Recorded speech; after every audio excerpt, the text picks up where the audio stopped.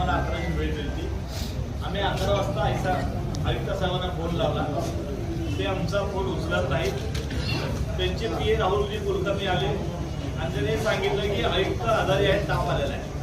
आम्ही त्यांना विनंती केली. आम्ही 5 ते 6 लोक बंगल्यावर येतो, बंगल्यावर आम्ही निवेदन देतो. आमच्या सगळ्यांची मागणी एकच आहे.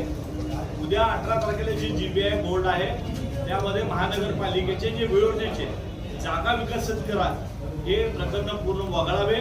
आयुक्त साहेबांकडून ते सगळे विषय आले. त्याकरता महाविकास आघाडी, आमचे मनसे असतील, आमचे आप पार्टी असतील, 5 कम्युनिस्ट पक्षाचे असतील, शिवसेने नेते असतील, आम्ही आमच्या सगळ्यांचं एकच मत आहे की आयुक्त साहेबांनी एकतर इथं यावं, नसेल तर आम्हाला बंगल्यावर बोलावं. समजा हे दोन्ही होत नसेल, आम्ही अजून आताच वेळ बघतो. नसेल तर मग शेवटी आयुक्त साहेबांच्या वर जाऊन त्यांच्या दरवाजाला आम्ही हे निवेदन लावतो. आयुक्त साहेबांचा अधिकार असो, आयुक्त साहेबांचा अधिकार असो, आयुक्त साहेबांचा अधिकार असो, आयुक्त साहेबांचा अधिकार असो. शाळांची जागा विकणाऱ्या भाजप सरकारचा अधिकार असो, शाळांची जागा विकणाऱ्या भाजप सरकारचा अधिकार असो, बगीचा विकणाऱ्या भाजप सरकारचा अधिकार असो, बगीचा विकणाऱ्या भाजप सरकारचा अधिकार असो, मैदाने विकणाऱ्या भाजप सरकारचा अधिकार असो. भाजप सरकारचं करायचं काय? भाजप सरकारचं करायचं काय?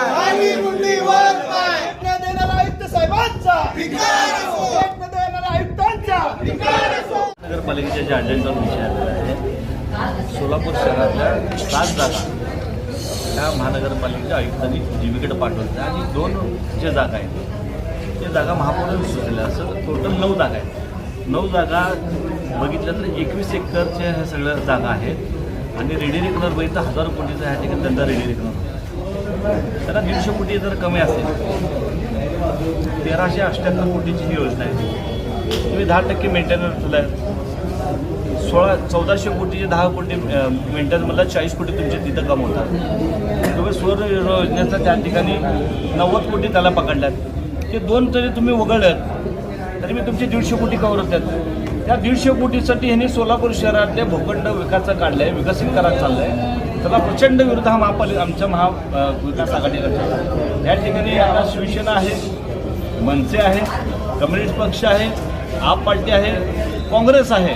आम्ही सर्वजण मिळून ह्या ठिकाणी ह्या BOTच्या कामाला ह्या ठिकाणी आम्ही विरोध करतो. आम्ही विकास कामाला, शहरातल्या पाईपलाईनला विरोध करत नाही.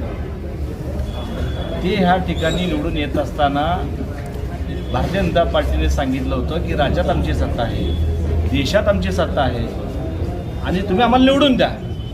तर शहरातल्या लोकांनी भरभरून त्यांना यश दिलं. तुमच्या जवळजवळ 84 नगरसेवक आहेत. बाप तर 9 पकडलं तर 93 नगरसेवक तुमच्यात. एवढं शहरांनी दिलं आहे तर मग राज्यात सत्ता आहे, देशात सत्ता आहे. तुम्ही त्यांच्याकडनं 150 कोटी निधी आणा ना जर कम पडले असेल तर.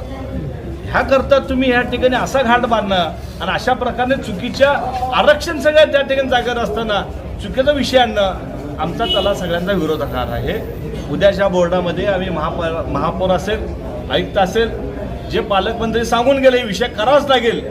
जर चुकीचं काम केलं तर महाविकास आघाडी रस्त्यावर आल्याशिवाय राहणार नाही. एवढंच नाही तर आम्ही कोर्टात देखील जाऊ आणि सोलापूर शहरातले गार्डन असतील, शाळा असतील, बगीचा असतील वाचवण्याचा या ठिकाणी आम्ही प्रयत्न करूया. हे चुकीचा विषय आणल्यात, त्यांना कळत नसेल, समजत नसेल. तुम्ही सगळं बघा, सगळे विषय अजेंडावरचे सगळ्या विषय ह्या ठिकाणी आरक्षित जागेचे आहेत. एकतर तुम्ही आरक्षण बदलायला पाठवलं पाहिजे होतं. राज्यामध्ये तुमची सरकार आहे, तुम्ही विषय आणताना व्यवस्थित आणायला बोलता, अतिशय चुकीचा.